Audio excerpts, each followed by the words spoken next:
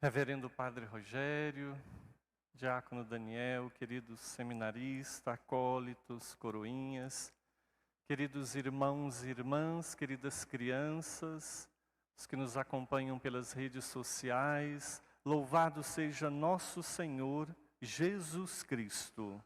Para sempre seja louvado. Estamos celebrando hoje o 9º dia da novena em preparação para a festa de São José, o nosso padroeiro. São José também padroeiro forte, né? Todos os cristãos, independente dos seus padroeiros, são chamados a serem devotos de São José, porque afinal de contas, Deus a ele confiou, como eu disse no início, as suas duas pérolas mais preciosas. Então confiemo-nos também a São José. Nesse domingo também celebramos o Dia do Bom Pastor. Apesar de que no Evangelho a gente não escutou Jesus dizendo, eu sou o bom pastor. Por quê? Porque está em João 10, versículo 11. E o Evangelho de hoje é só de João 10, de 1 a 10. No próximo ano, no ano B, nesse mesmo domingo do Bom Pastor, nós vamos escutar a sequência desse Evangelho. Jesus, ele diz com muito amor e com muita autoridade, que Ele é aquele que foi enviado por Deus para tomar conta de nós. Na primeira leitura de hoje, nós vemos nos Atos dos Apóstolos, a igreja está crescendo. Jesus morreu, ressuscitou, e os discípulos agora, já com o Espírito Santo, anunciam Jesus Cristo. E Pedro, tomando a palavra, continuação do discurso da primeira leitura do domingo passado, Pedro agora se vira e diz, este Jesus que vós crucificastes, mas ele ressuscitou. E então, Pedro está referindo-se aos judeus. Mas quem foi que matou Jesus? Nós podemos dizer que não foram só os judeus que mataram Jesus. Pilatos, Caifás, Anás, representando os judeus, estavam lá e de fato eles tiveram responsabilidade. Mas os cristãos, nós também matamos Jesus. Por quê? Porque os discípulos estavam lá e um deles foi quem traiu. Apesar de que ainda não eram chamados de cristãos, mas ele era um que seguia Cristo e foi ele quem traiu, um dos discípulos de Jesus.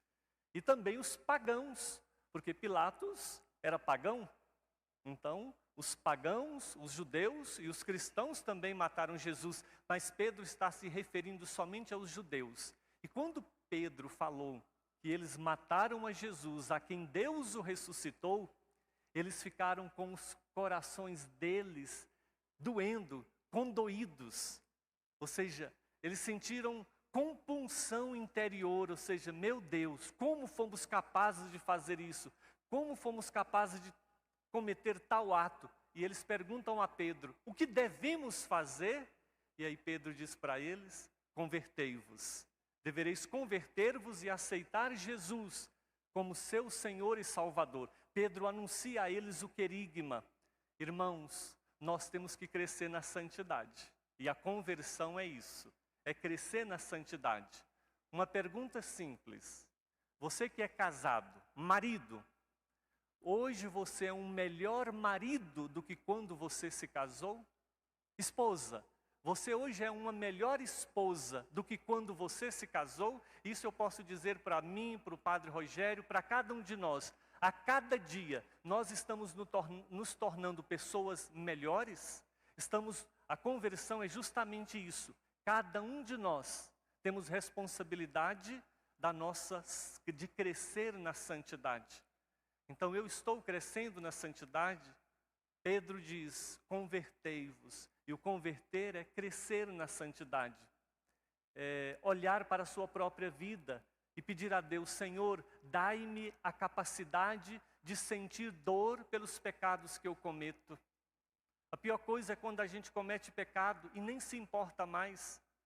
Lembra de um homem que estava mexendo no trator, conhecido meu, e ele estava mexendo no trator. De repente, sentiram cheiro de queimado. E depois eles viram que o cheiro não era só de queimado, era de carne queimada. E eles perguntaram, mas de onde está vindo esse cheiro de carne queimada? Ele mal percebeu que ele estava encostando o braço dele lá no negócio do escapamento do trator, no motor do trator, e estava queimando e ele nem sentia nada. Por quê? Através disso ele descobriu que estava com hanseníase. E ele não ficou preocupado quando falaram para ele que era hanseníase, não. Mas quando falaram que era lepra, aí ele ficou preocupado. Né? Porque nem imaginava que era. Ou seja, ele perdeu a sensibilidade da sua pele.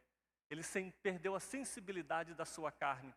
O pecado, se a gente não confessa, nós vamos também perdendo a sensibilidade. E chega um ponto que a gente comete e nem se importa mais. E ainda dá um outro passo. De repente começa ainda a se vangloriar dos pecados que comete. Não temos visto isso nas redes sociais? Não vemos isso na televisão? Pessoas que se vangloriam publicamente de coisas que cometeram. Mas essas coisas que cometeram são pecados diante de Deus. Então, olhemos para nós, não é para o outro. Que eu também não perca a sensibilidade, senão é a mesma coisa, vai queimar a carne e eu não vou estar sentindo dor nenhuma, porque o meu coração já está empedernido. 2 homens que trabalhavam numa roça, viram um para o outro e falaram assim, ei, compadre, chegou o fim de semana, vamos lá no povoado tomar uma? E o outro falou, vamos. Tinha que atravessar um rio. E aí os 2 entraram numa canoa, atravessaram o rio, e foram para lá. E aí tomaram todas. Estou incentivando ninguém não, tá? Vocês vão ver o final.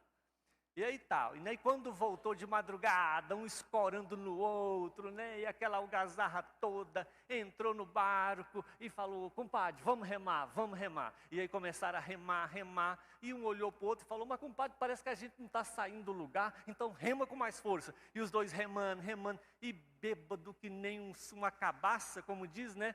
Acabou que não conseguiram atravessar o rio, adormeceram ali mesmo, de tanto cansaço e de tanta bebedeira. Quando eles acordaram, que olharam, estava no mesmo lugar. O que é que aconteceu? Esqueceram de tirar a corda que estava amarrando o barco. Então eles remavam, mas parece que não chegava nunca, cansaram. Essa corda é o que na nossa vida? É quando você fala, ô Dom, padre, eu fiz a novena São José, eu rezo tanto, eu faço tanto, tá, mas parece que a minha vida não caminha, parece que a minha vida não deslancha, parece que as coisas não andam. Cuidado com a corda. Às vezes tem uma corda, você vai poder remar, mas se a gente não olhar para dentro do nosso coração, da nossa alma, Deus quer a nossa conversão, mas nós temos que fazer a nossa parte. Ele derrama sobre nós a sua graça, mas se a gente não tirar a corda, a gente vai remar e nunca vai conseguir atravessar. Por isso que Pedro, quando eles sentem dor no coração, por terem cometido tal ato, eles perguntam, o que devemos fazer? Pedro, convertei-vos. Convertei-vos, porque tem um Deus que vos ama, e Ele envia sobre vós o Espírito Santo, para que vocês possam viver em comunidade, viver como irmãos e irmãs, e depois que receberam esse Jesus, anunciá-lo aos outros. Essa é a nossa vocação.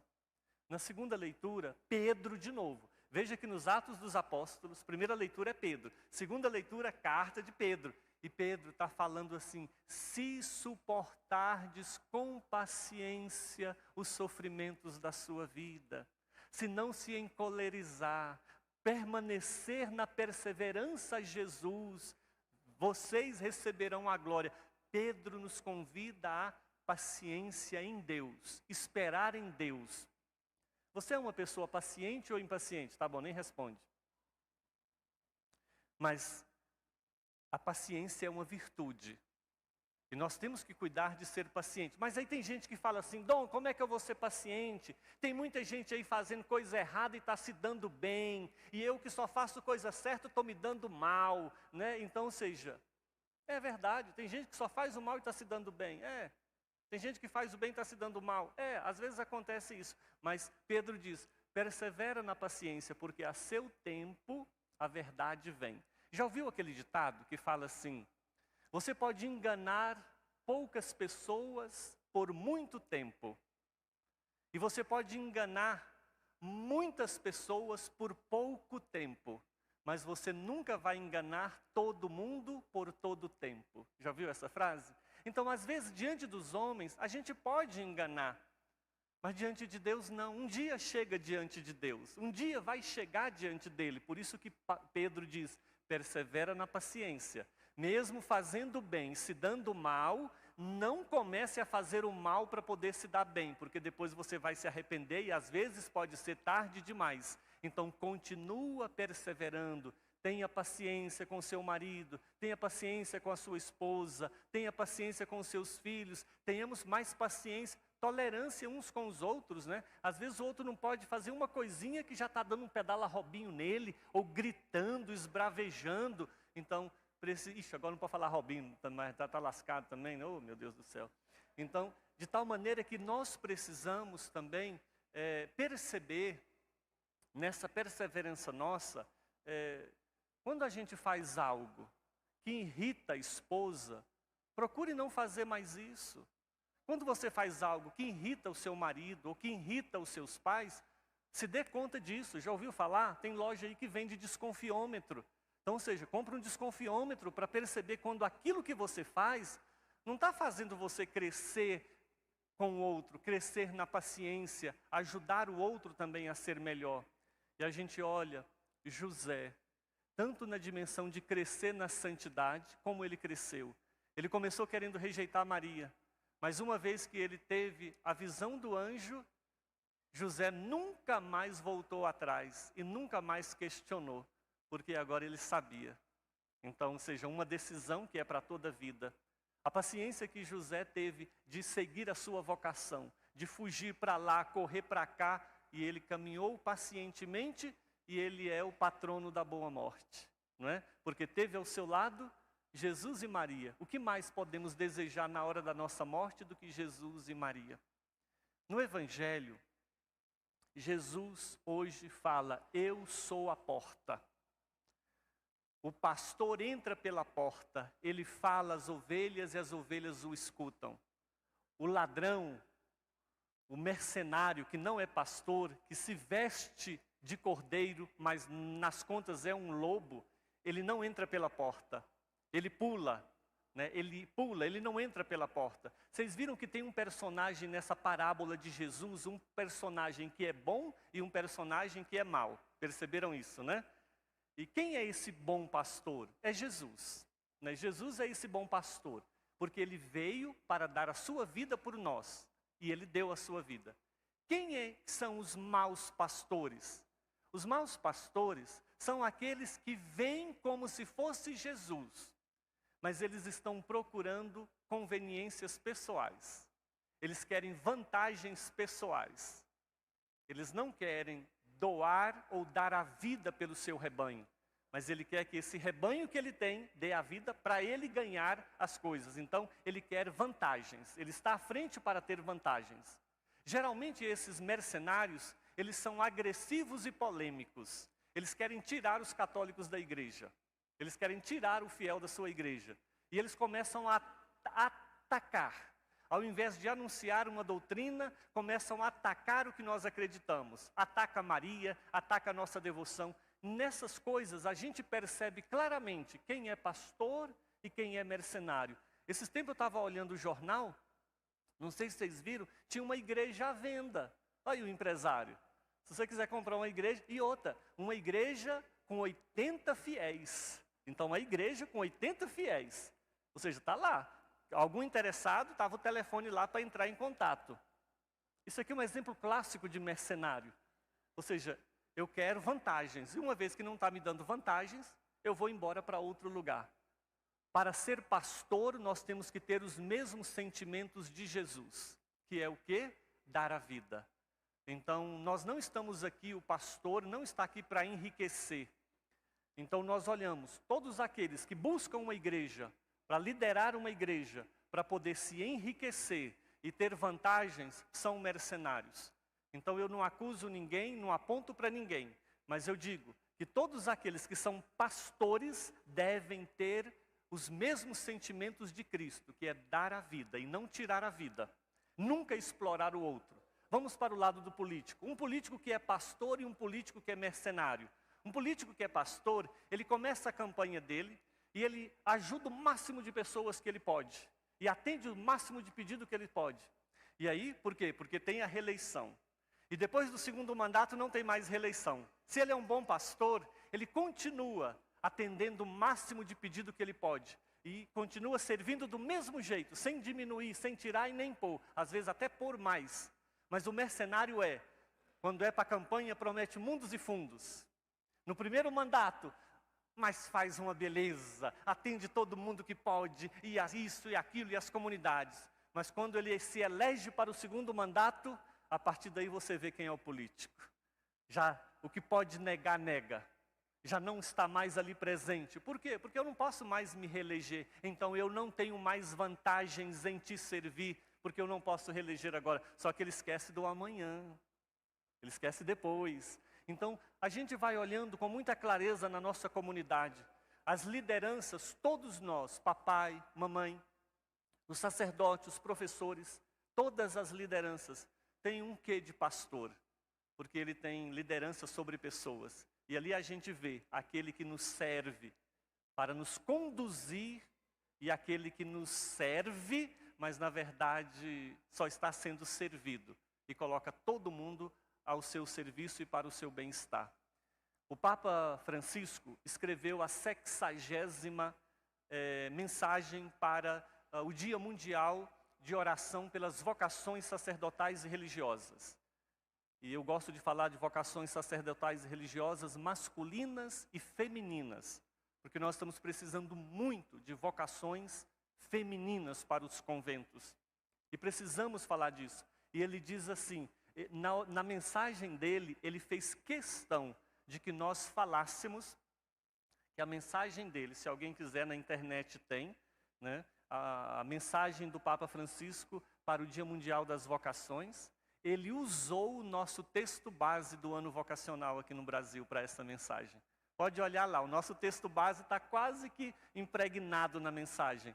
E ele repete aquilo que nós falamos, que todo santo é uma missão que foi bem sucedida. Né? Todo santo é uma missão que foi bem sucedida, porque todos nós fomos criados para sermos santos. Essa é a nossa vocação. Se o padre Rogério, depois do final da missa, chegar aqui e falar para vocês assim, olha gente, domingo que vem vai ter um encontro vocacional aqui na paróquia. Imediatamente na sua mente vem o quê? Esse encontro vocacional é para quem? Para quem? Para quem quer ser? E freira. Está errado. Por isso que esse ano vocacional quer alargar a nossa compreensão. Um encontro vocacional não é para quem quer ser padre ou quem quer ser freira. O encontro vocacional é para quem quer discernir a sua vocação. Se ele quer ser padre, ou se ele quer ser religiosa, ou se ele quer casar, se ele quer a vida matrimonial. É para ajudar o discernimento. Então, ou seja, todos são vocacionados, não é só quem é padre ou freira, porque matrimônio tem que ter vocação para ser mãe, vocação para ser pai. Então o Papa diz, todo santo é uma vocação bem-sucedida. E o sucesso de uma vocação depende da permanência dele em Jesus. Por isso que quando Jesus fala, eu sou a porta, quem entrar por mim, por esta porta, entrará no céu. Nós temos que viver a dinâmica de ser porta para o irmão. A dinâmica de ser porta. Ou seja, que através de mim ele também chegue a Deus. Ou seja, que através de mim, aquele que encontra comigo se aproxima mais de Deus. A nossa vocação é essa. Uma vez que nós somos chamados, nós temos que chamar. Então, encontro uma criancinha, né? Às vezes eu pergunto, você já pensou em ser padre? Né? Você já pensou em ser religiosa? Você vê uma criancinha com bonequinha, brincando. Ô filha, que beleza. Gosta de uma bonequinha? Gosta. Conversa com ela. Mas olha, uma bonequinha, um filho, só é possível através de um matrimônio. Explicar o que é o matrimônio, o que é a paternidade, o que é a maternidade. Despertar o seu filho para a vocação matrimonial. Muitos não querem mais um matrimônio, não querem casar hoje. Querem tico-tico no fubá. Né? Então, ou seja, tem que despertar, tem que atrair tanto para a vocação sacerdotal religiosa, mas também para a vocação matrimonial. Toda vocação é importante dentro da igreja. Então não deixe de lembrar, todo chamado deve chamar. Uma vez que eu fui chamado, eu devo chamar o outro também. Vamos abaixar um momento a nossa cabeça, colocar a mão sobre o nosso coração. Eu gostaria de voltar àquela pergunta lá no início. Eu sou um melhor marido hoje do que quando eu me casei? Eu sou uma melhor esposa hoje do que quando eu me casei? Eu sou uma melhor pessoa hoje do que o ano passado, quando eu estava aqui também fazendo esta novena? Eu tenho conseguido prosseguir e avançar na minha conversão? É uma boa oportunidade de pedir a Jesus: ajuda-me a entrar por esta porta, que é o Senhor mesmo. Ajuda-me a entrar por essa porta, que é a porta estreita. Ajuda-me, Senhor, a não pegar o caminho mais fácil, quando ele leva à perdição. Ajuda-me a pegar o caminho mais difícil, quando ele me leva à salvação. Ajuda-me a escolher não o que é mais fácil, mas ajuda-me a escolher aquilo que me coloca mais perto de Ti. No momento de silêncio, peça a Jesus que complete em teu coração aquelas palavras que faltaram.